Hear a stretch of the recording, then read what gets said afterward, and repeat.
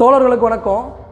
தமிழ்நாட்டையே உலுக்கி கொண்டிருக்கிற ஒரு சாதிய பயங்கரவாதம் அது திருநெல்வேலி மாவட்டத்தில் 4 என்ற ஒரு கிராமத்தில் பெருந்தெருன்ற ஒரு பகுதியில் நடந்திருக்கு. அது என்னென்னா, ஒரு 12ஆம் படிப்பு படிக்கிற ஒரு மாணவனை சக மாணவர்களே சேர்ந்து வெட்டிருக்காங்க. எதுக்குன்னா அதுக்கு காரணம் ஒரு சாதி.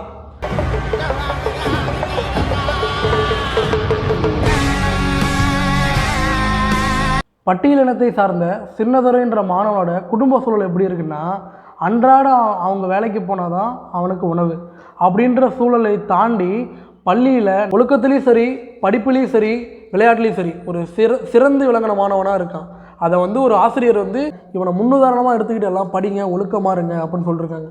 அதை ஏற்றுக்க முடியாத பிற்படுத்தப்பட்ட சமுதாயத்தை சார்ந்த மாணவர்கள் எப்பட்றா இந்த சாதியில் பிறந்துக்கிட்டு எனக்கு முன்னுதாரணமாக இருப்பேன் அப்படின்னு சொல்லி போதைப் பொருள் வாங்கிட்டு வா அவனை அடித்து மிரட்டியிருக்காங்க. அந்த மிரட்டலுக்கெல்லாம் பயந்து அந்த பையன் அவங்க அம்மாட்ட போயிட்டு சொல்லியிருக்கான், நான் இனிமேல் பள்ளிக்கூடமே போகலை, நான் படிக்கலை, என்னை வேலைக்கு அனுப்பியிருக்கேன்னு சொல்லியிருக்கான்.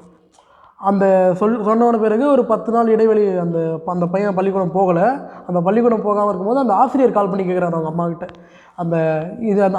கேட்கும் போது அவங்க சொல்கிறாங்க என்னென்ன நடந்துச்சு அந்த விஷயத்தெல்லாம் சொல்கிறாங்க. அப்போது அந்த ஆசிரியர் சொல்கிறாரு, நீங்கள் கம்ப்ளைண்ட் கொடுங்க, நாங்கள் அதுக்கு என்ன நடவடிக்கை எடுக்க முடியுமோ அதை நாங்கள் எடுக்கிறோம் அப்படின்னு சொல்கிறோம். இவங்களும் அவங்க கம்ப்ளைண்ட் கொடுக்க போயிருக்காங்க. போய் கம்ப்ளைண்ட் கொடுத்துட்டாங்க.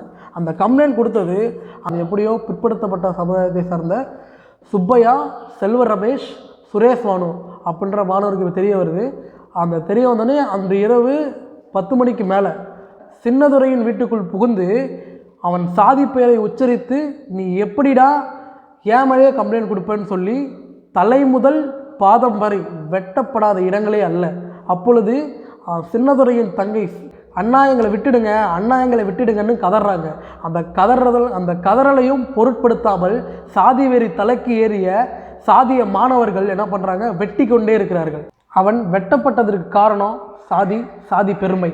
தயவு செய்து பிற்படுத்தப்பட்ட சமூகத்தை வழிநடத்தும் தலைவர்கள் சாதி பெருமையை ஊக்குவித்து நாசமாக்காதீர்கள் இளைஞர்களை தமிழர், இந்தியர் என மேம்பாக்காக பேசாமல் சாதி ஒழிப்பை முன்னிறுத்துங்கள், சமத்துவத்தை முன்னிறுத்துங்கள், அடுத்த தலைமுறையை சமத்துவத்தை நோக்கி பயணப்படுத்துங்கள்.